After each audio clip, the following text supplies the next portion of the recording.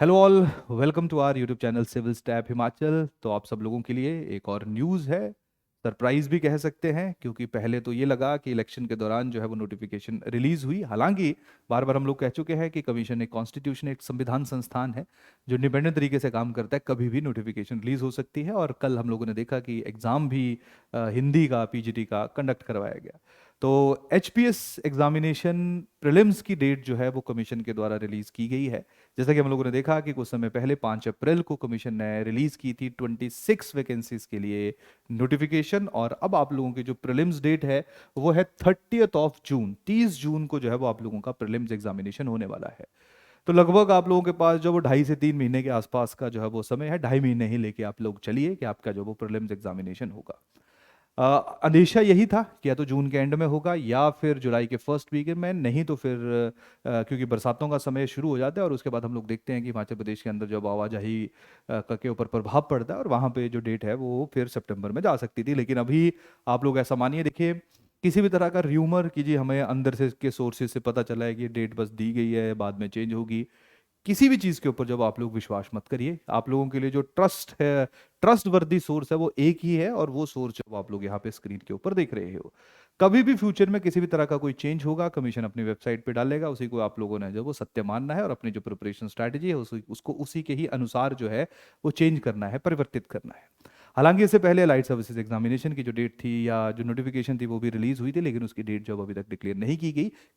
HAS examination जिसकी जो announcement थी वो कुछ समय पहले हुई थी, आज 8 अप्रैल को जब हम लोग देख रहे हैं कि 8 अप्रैल को जो है वो आज अनाउंस कर दिया गया कि 30 जून को, 30 जून को जो है वो आपका एग्जामिनेशन होगा, प्रीलिम्स एग्जामिनेशन। क्लियर? अब यहाँ पे सीधी सीधी बात, अभी इस स्पेसिफिक समय में बाकी एक डिटेल्ड स्ट्रैटेजी वीडियो विनय सर ने ऑलरेडी रिकॉर्ड किया हुआ है, आप लोग देख लीजिए। वहाँ पे हमारे जो वीडियो सेक्शन है वहीं पे मौजूद है कि क्या आप लोगों ने स्पेसिफिक समय में करना है। लेकिन अब समय आ चुका है जहाँ पे आप लोग, अब देखिए, यहाँ पे मैं बेसिकली दो हॉल्ट बना देता हूँ, दो हॉल्ट का एक सजेशन देता हूँ आप लोगों को। पहला हॉल्ट हमारा है that is April, end of April. End of April का मेरा सीधा सीधा मतलब क्या है? एंड ऑफ अप्रैल का सीधा सीधा मतलब है कि जो भी आप लोग इस स्पेसिफिक टाइम पे मेंस स्पेसिफिक प्रिपरेशन कर रहे थे, जो आप आंसर राइटिंग कर रहे थे, कुछ भी आप लोग कर रहे थे, अपने ऑप्शनल्स को एक बार रिवाइज कर रहे थे, अपने ऑप्शनल को कंप्लीट कर रहे थे, तो अप्रैल एंड तक जो है उसको कंप्लीट कर लीजिए, क्योंकि उसके बाद के जो 2 महीने हैं उनमें आप लोगों को प्रीलिम्स एग्जामिनेशन के ऊपर शिफ्ट होना पड़ेगा। लेकिन अगर आप लोगों ने अभी तक अपना जो बेसिक है मेंस को आप रोक चुके हो, और ऑलरेडी ऑलरेडी आप लोगों को जब से नोटिफिकेशन आई थी आपको अंदेशा लग चुका था कि शायद अब प्रीलिम्स एग्जामिनेशन जो हो सकता है, और आपने अपनी प्रिपरेशन प्रीलिम्स की तरफ शिफ्ट कर दी है, तो ये बेटर है कि आप लोग जो है वो अभी डायरेक्टली जो प्रीलिम्स स्पेसिफिक प्रिपरेशन है। अब देखिए, प्रीलिम्स स्पेसिफिक प्रिपरेशन का मतलब सीधा सीधा क्या रहता है, यहाँ पे हम लोगों को जो फैक्चुअल इन्फॉर्मेशन है उसके ऊपर अपना ज़्यादा ध्यान केंद्रित करना होता है, ज़्यादा से ज़्यादा जो एमसीक्यूज उनको प्रैक्टिस करना होता है, और जो हमने पढ़ा है उसको बार बार रिवाइज करना होता है। क्लियर? देखिए, नई चीज़ें पढ़ने की सजेशन मैं स्पेसिफिक टाइम पे नहीं दूंगा, लेकिन अगर आप लोगों का सिलेबस कंप्लीट नहीं है तो एटलीस्ट जो जो हमारे मेजर एरियाज प्रीलिम्स के अंदर होते हैं, मेजर एरियाज प्रीलिम्स के अंदर होने का सीधा सीधा जो मतलब है वो क्या है? मेजर एरियाज जो है वो प्रीलिम्स के अंदर होने का सीधा मतलब है, सबसे पहला मेजर एरिया एचपीजीके। इसके बिना प्री क्लियर करना काफी मुश्किल है। हालांकि कुछ लोग कहते हैं कि उन्होंने किया है, लेकिन ये सुने हुए मेरे को 5-6 साल हो गए हैं, यानी कि पहले शायद ऐसा होता था, अभी कुछ समय से जो है वो ऐसा नहीं देखा गया। तो फर्स्ट इज हिमाचल प्रदेश जी के। अब एचपीजीके को कैसे हमने टैकल करना है उसके ऊपर अभी मैंने एक वीडियो बनाया है। ये जो वीडियो मैंने बनाया तब तक नोटिफिकेशन नहीं आई थी, तो उसमें शायद मैं ये कह रहा हूँ कि नोटिफिकेशन जो है या डेट जो इस समय हो सकता है, लेकिन अब डेट आ चुकी है। तो एचपीजीके को कैसे टैकल करना है, एचपीजीके का क्या चेंजिंग ट्रेंड है, और इस समय में क्योंकि आपके पास ज़्यादा टाइम नहीं है, आप एचपीजीके को जो आपके एग्जिस्टिंग सोर्स हैं, अगर वो ब्लोखरा के अलावा कुछ और है तो कैसे आप उसको टैकल कर सकते हो। तो पहला जो ध्यान आपका रहना चाहिए प्रीलिम्स में, दैट इज एचपीजीके। दूसरा ध्यान रहना चाहिए जो आजकल काफी शॉक दे रहा है और इसमें सबसे ज्यादा चेंजेस हमें देखने को मिल रहे हैं, दैट इज करंट अफेयर्स। तो करंट अफेयर्स का जो नेचर है वो पिछले साल में स्पेसिफिकली, उससे पहले तो फिर भी थोड़ा इजी था, लास्ट ईयर से हम लोग देख रहे हैं कि करंट अफेयर काफी डिफरेंट टेंजेंट के ऊपर जो वो पूछा जा रहा है। तो करंट अफेयर को जो है वो दूसरा पहलू आपका रहेगा, जहां पे मेरी सजेशन आप लोगों के लिए देखिए क्या है। मेरी सजेशन सीधी सीधी है कि अब आपका क्योंकि जून के अंदर एग्जामिनेशन है, तो एटलीस्ट जुलाई 2023 से लेके जून 2024 तक अब सवाल आएगा कितनी जून तक, तो मेरी सजेशन रहेगी आप लोगों को 20 जून। इसका रीजन बस एक ही है। इसका रीजन क्या है, नॉर्मली हम लोग हमेशा सजेशन देते थे कि अगर मान लीजिए जून में पेपर है तो जून का करंट अफेयर मत पढ़िए। पहली बात, जून के एंड में पेपर है। दूसरी बात, लास्ट टू लास्ट ईयर जो करंट अफेयर था वो बड़ा क्लोज प्रॉक्सिमिटी में पूछा गया था। क्लोज प्रॉक्सिमिटी का मतलब क्या है कि जिस दिन एग्जाम था उससे 10-15 दिन पुराना करंट अफेयर भी हम लोगों ने देखा था। तो रिस्क जो अब हम लोग बार बार ज्यादा अफोर्ड नहीं कर सकते, तो यही कारण है आप लोगों ने जून 20 जून 2022, अगर उस दिन 30 तारीख को ही पेपर हो रहा है तो यहां तक का करंट अफेयर आपको नियंत्रण में करना पड़ेगा। इसका मतलब कि अब ऐसा नहीं है कि प्री आ गया है तो बस अप्रैल में रोक दो कि अब नहीं हम करंट अफेयर पढ़ेंगे, आपको करंट अफेयर पढ़ना पड़ेगा। ज्यादा चांसेस, अब देखिए यहाँ पे बड़े सारे लोग जो है वो मल्टीपल क्वेश्चन जो है वो आपके जहन में होंगे, स्पेसिफिकली उन लोगों के जो फर्स्ट टाइम पेपर दे रहे हो, नए हैं। क्योंकि जो पुराने हैं वो तो 2-3 साल से करंट अफेयर पढ़ ही रहे हैं, क्लियर।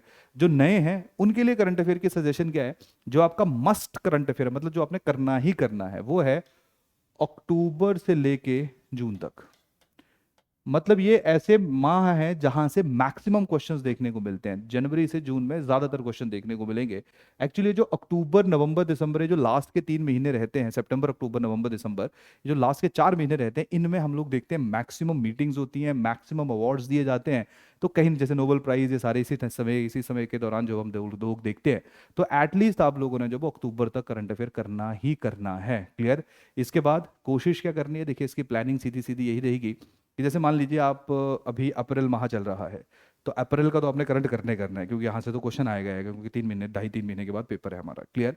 तो ये तो करना है, लेकिन इसके साथ साथ आपने कोई पिछला महीना उठा लेना है। पिछले महीने का मेरा मतलब क्या है कि जैसे मान लीजिए मार्च अगर आपने नहीं किया है तो मार्च करिए, फेब्रवरी करिए, जनवरी करिए, अगर आपने इन महीनों को ढंग से नहीं पढ़ा है। नहीं तो दूसरा क्या है कि आप प्रॉपरली पढ़ रहे हो, जो स्ट्रैटेजी आपको बताई जाती है या आप सुनते हो उसमें आप प्रॉपरली रिवाइज कर रहे हो करंट अफेयर्स को, तो उल्टा चलना शुरू कर दो। उल्टा कैसे चलना शुरू करो, अक्टूबर नवंबर दिसंबर जनवरी फरवरी मार्च और अप्रैल, क्लियर। तो अप्रैल पे जैसे पहुंचोगे तो शायद तब मई आ जाएगा, क्लियर। तो आपका जो है वो करंट तो चल ही रहा है, साथ में आप पुराना भी रिवाइज कर रहे हो। जैसे आपका ये कंट्रोल में आ जाएगा, इमिडिएटली आपने पीछे मूव करना शुरू कर देना है। सितंबर आपने जाना है, क्लियर। उसके साथ साथ अगस्त आपने जाना है, जुलाई आपने जाना है, क्लियर। तो यहाँ तक तो मिनिमम आप लोगों ने जाना ही जाना है। इसके साथ साथ वो लोग जो बड़े पहले से प्रिपरेशन कर रहे हैं, उनके लिए एक एडवांटेज है, वो थोड़ा 1.5 साल का करंट अफेयर भी अपने साथ लेके जा सकते हैं। लेकिन वो लोग जो नए हैं उनके लिए 1.5 साल लेके जाना बड़ा ही मुश्किल हो जाएगा। तो आप लोग एटलीस्ट इस तरह से जो वो पहले पिछले 8-7 महीनों को कंट्रोल करिए, फिर जाके जो है वो जो लास्ट के या स्टार्टिंग के 3 महीने हैं उनको कंट्रोल करिए। और वो लोग जिन्होंने ऑलरेडी प्रिपरेशन की है, करंट अफेयर के साथ फेमिलियर है, अच्छा परफॉर्म करते हैं, वो अपना जैसे आपका रिवीजन प्रैक्टिस है, जो टैक्टिक्स है आपके, आप उसके ऊपर रिलाई करिए, क्लियर। और उसके बस एक चीज़ आपने ध्यान रखनी है दोनों जगहों के ऊपर, क्योंकि चाहे एचपीजी के है, इसमें फैक्ट डेट और डाटा बड़ा ज़्यादा पूछा जाता है। करंट अफेयर में भी फैक्ट डेट्स और डाटा, ये सबसे ज़्यादा 3 चीज़ें ऐसी हैं जो सबसे ज़्यादा महत्वपूर्ण है, क्लियर। कोई भी स्कीम प्रोग्राम, इन 3 चीज़ें सबसे ज़्यादा रिलेवेंट है, क्लियर। तो ये दो यानी एचपीजी के और करंट अफेयर ऐसे हमारे टॉपिक्स हैं जहां से क्वेश्चंस सॉल्व करना बहुत मुश्किल नहीं है। बट ये इतना बड़ा है, इतना ब्रॉड है ये ना, इतना ज्यादा पढ़ना पड़ता है कि वहां पे आप लोगों के लिए थोड़ा सा डिफिकल्ट हो जाता है। लेकिन इन पे आपने मल्टीपल टाइम रिवीजन जो है उसको ओपन करना है। जितनी बार आप चीजों को पढ़ पाओ उतना आप लोगों ने पढ़ना है, क्लियर। तो एचपीजी के और करंट अफेयर्स दूसरी चीज आ जाएगी। तीसरी चीज हमारी आ जाएगी, दैट इज जनरल स्टडीज। अब सुन लीजिए एक बात, सीधी सीधी दिमाग में बिठा लीजिए कि जब हम लोग एग्जामिनेशन में जाते हैं तो हम लोग बेसिक्स जो है वो सारे कंप्लीट करके जाते हैं। बेसिक्स का मेरा मतलब क्या है कि जैसे history, polity, geography, economy, science, environment, clear. तो ये जो बेसिक्स हैं, यानी कि जो 6 मेन सब्जेक्ट्स जो अब हम लोगों को देखने को मिलते हैं, ये आप लोगों के कंट्रोल में होने चाहिए। देखिए 19-20 जरूर होगा, कईयों की ज्योग्राफी अच्छी होगी, कईयों की पॉलिटी अच्छी होगी, लेकिन कोशिश आपने करना है कि जैसे जनरल साइंस है फॉर एग्जांपल, तो जनरल साइंस में आपकी फिजिक्स है, केमिस्ट्री और बायोलॉजी, तो उसको थोड़ा ठीक कर लो, क्लियर। नॉर्मली लोगों की अच्छी नहीं होती है। एनवायरनमेंट लोग इग्नोर करके जाते हैं, उसको थोड़ा सा पढ़ लो, क्लियर। तो मतलब आप लोगों ने जो वीक एरियाज में है उनमें भी एटलीस्ट एक बेसिक सिलेबस जो है उसको कवर करके जाना है। बाकी जो आपकी स्ट्रेंथ्स है, होपफुली वो आप लोगों के लिए जो वो बेनिफिशियल होगी, क्योंकि कभी कभी एग्जाम ऐसा आता है कि जो आपकी वीकनेस उनमें अगर आपने थोड़ा पढ़ा हो, शायद वो आप सही कर दो और कभी कभी जो आपकी स्ट्रेंथ है उसमें बहुत ज़्यादा पड़ा हो, क्वेश्चन जो है वो ना हो, तो परमुटेशन कॉम्बिनेशन बहुत ज़्यादा लगते हैं। तो आप लोग जब अपना पूरे का पूरा जो सिलेबस है उसको 3 हिस्सों में विभाजित करोगे, एचपीजी के, करंट अफेयर्स और जीएस, और ये देखोगे कि आप किस किस में कितना कितना परफॉर्म कर रहे हो, क्योंकि यहाँ से हम लोगों को नॉर्मली 40% के आसपास क्वेश्चंस देखने को मिलते हैं, यहाँ से ऑलमोस्ट 60% के आसपास क्वेश्चंस देखने को मिलते हैं, और अल्टीमेटली कट ऑफ जो वो 50% 55%, इससे ज़्यादा तो मेरे को तो नहीं लगता है कि जाएगी क्लियर, क्योंकि पिछली बार पेपर मैं भी नहीं जा पाई, आई थिंक 100-101 के आसपास की कट ऑफ है क्लियर। तो बड़ी ज़्यादा कट ऑफ तो नहीं जाएगी, बड़े है ना एक्सट्रीम सिचुएशंस आएंगी कि शायद बड़ा ही आसान पेपर आ जाए तो 55% चली जाए क्लियर, या 57% चली जाए, लेकिन अभी तक जब आप लोग ऐसा मानिए कि आपने 60% भी अगर आप स्कोर पे टारगेट करोगे तो एक डिसेंट अप्रोच है। हालांकि इस टाइम पे मैं आपको एडवाइस नहीं करूंगा कि आप ये सोचो कि मैंने कट ऑफ करना है, क्या करना है, बस आप इस टाइम पे ये फोकस करिए कि जो एग्जाम आएगा उसमें आप पे एक अबव एवरेज है वो आप परफॉर्मेंस दोगे क्लियर। तो उसके लिए आप लोगों को सारे बेसिक्स ठीक करने पड़ेंगे।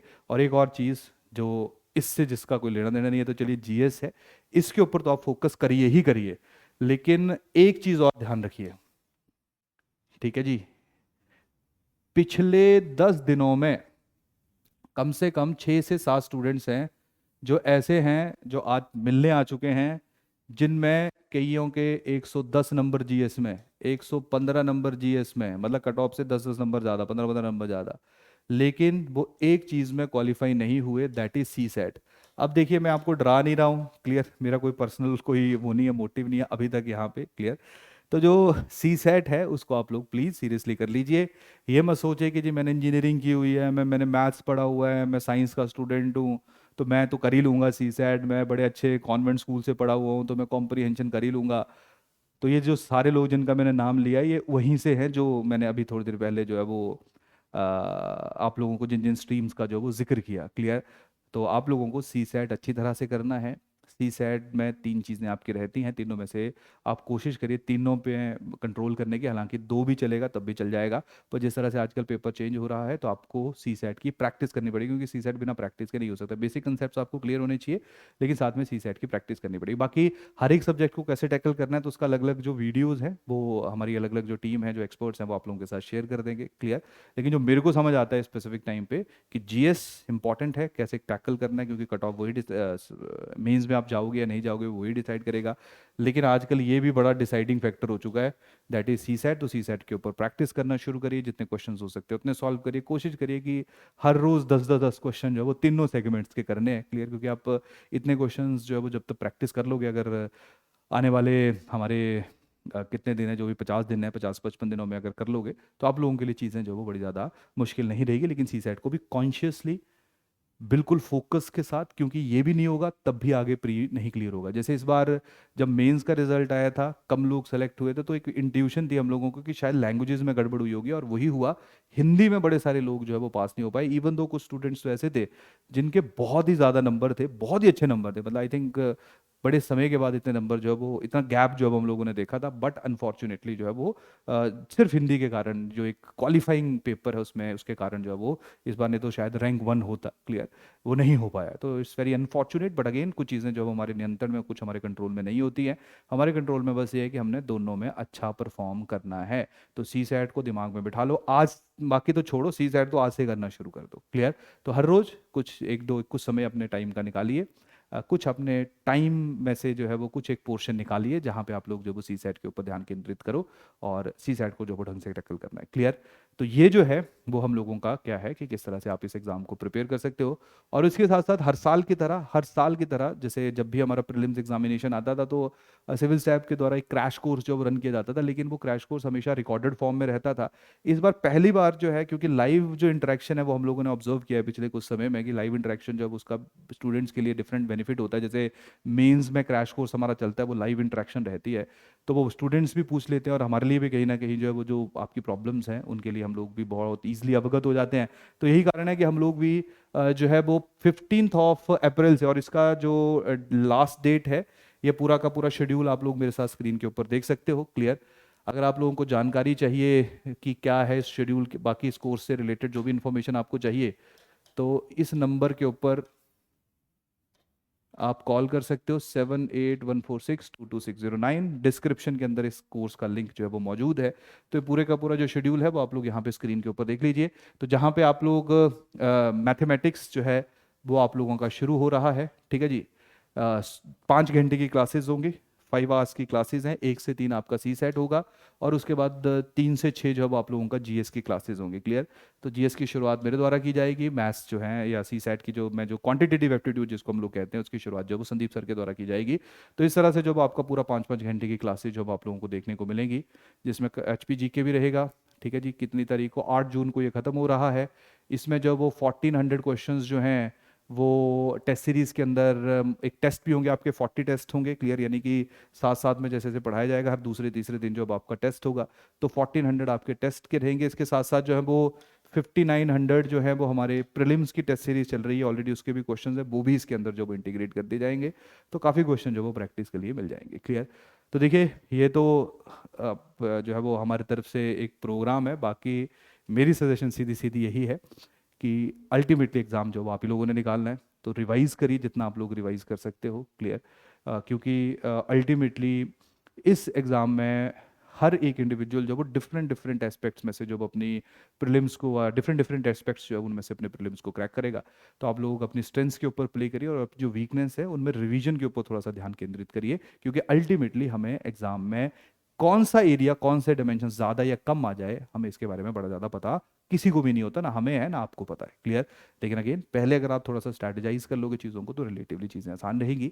तो बाकी जो डिटेल्ड वीडियो है पूरे एक हफ्ते में हमारे द्वारा आप लोगों के साथ स्ट्रैटेजी सेशन शेयर किए जाएंगे कि क्या चेंजिंग ट्रेंड्स है। जैसे मैंने अभी थोड़ी देर पहले भी जिक्र किया था कि HPGK में कुछ जो मेरे द्वारा पर्सनली ऑब्जर्व किया गया है वो मैंने आप लोगों के साथ जो मेरी जो थोड़ा बहुत एक्सपीरियंस है और मेरी जो पर्सनल अंडरस्टैंडिंग है उस आधार के ऊपर मैंने आप लोगों के साथ जब एक स्ट्रैटेजी शेयर की है। अगर आप लोगों के लिए वो किसी के लिए भी कारगर साबित हो सकती है तो आई थिंक यही हमारा काम है। तो इसी के साथ इस सेशन को मैं कंक्लूड करता हूँ। होपफुली आप लोग जो है उस एग्ज़ाम की मेहनत, इस एग्ज़ाम की प्रिपरेशन जो है वो दिलो जान से कर रहे होंगे और आप लोग जो सोच रहे हो वो आप लोगों को मिलेगा। तो इसी के साथ इस सेशन को खत्म करते हैं। धन्यवाद, थैंक यू, टेक केयर।